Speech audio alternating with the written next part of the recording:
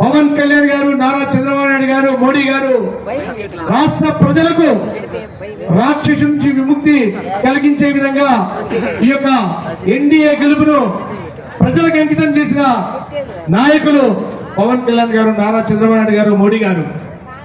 ఈ రోజు ఒక్కసారి ఆ జగన్మోహన్ రెడ్డి ఓడుతూనే మహిళలు, ప్రజలు, రైతులు, విద్యార్థులు ప్రతి ఒక్కరు రాష్ట్రంలో గాలి పీల్చుకున్న పరిస్థితి. ఈ యొక్క రాక్షసుని పాలనను అంతమొందించి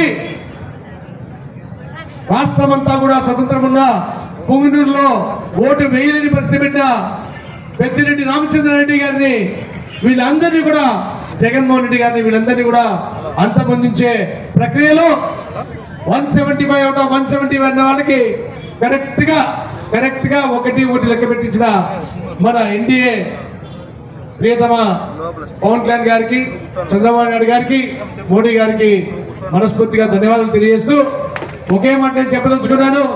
ఈరోజు ఇక్కడ చైర్మన్ గా, ఏఎంసీ చైర్మన్ గా ప్రమాణం స్వీకారం చేసిన సోదరులు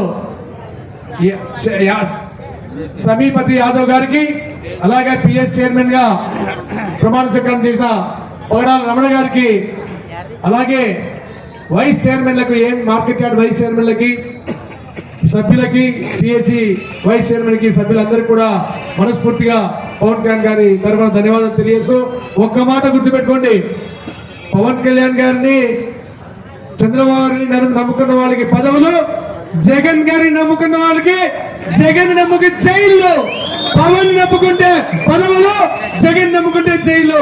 ఈ విషయాన్ని తెలియజేస్తూ మీరందరూ కూడా మంచి ప్రభుత్వం, ఎన్డీఏ ప్రభుత్వం, ప్రజల ప్రభుత్వం.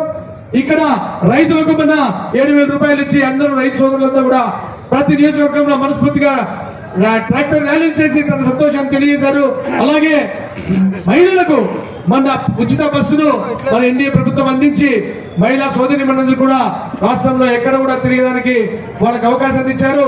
అలాగే స్కూళ్ళు చదువుకునే పిల్లలకి ఎంతమంది ఉంటే అంతమంది పిల్లలు కూడా మన ఎన్డీఏ ప్రభుత్వం పిల్లలందరికీ కూడా వాళ్ళకు విద్య చదువుకోవడానికి సహాయం చేస్తున్న ప్రభుత్వం ఎన్డీఏ ప్రభుత్వం. అలాగే వికలాంగుల వైపు నిలబడ్డ ప్రభుత్వం మన ఎన్డీఏ ప్రభుత్వం. మంచి చేసే ప్రభుత్వం, మనసున్న ప్రభుత్వం.